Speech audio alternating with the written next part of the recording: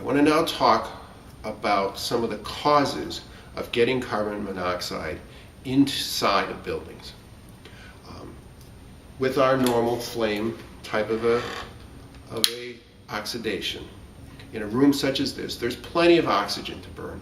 So that flame, while you can see a little bit of smoke, it's burning pretty clean, and it's mostly just taking carbon, combining it with oxygen, and emitting only carbon dioxide. That carbon dioxide would be absorbed by plants and ultimately turned back into fuel, such as wood or grass or something else that could be burned or oxidized ultimately. But when you do that fire transaction in a confined space, like in the piston of a car, or often more relevant in the cases that we see, inside the sealed boiler room of a hotel. When a hotel has a furnace or a boiler or a hot water heater, they, almost by law, are required to put that fuel burning appliance inside a sealed room that is fireproof. So it'll be either a special drywall or it'll be concrete block. So inside that room, to make sure that it's fireproof, it will also not have the normal exchange of air that you would see in a room such as this, outside air. Because it's a sealed room, unless there is the proper control of incoming air, that flame may not have enough oxygen to burn cleanly.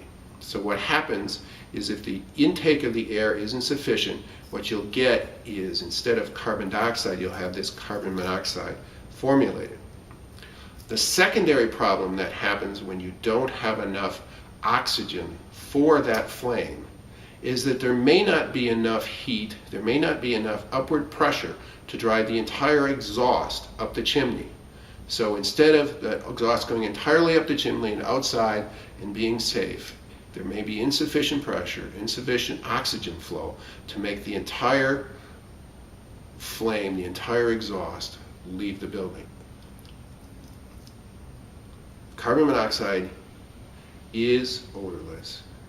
It is invisible, and there's really no way to know that you're breathing carbon monoxide unless either you suffer the symptoms of carbon monoxide poisoning or you have a detector go off. Your body, in a way, is a detector.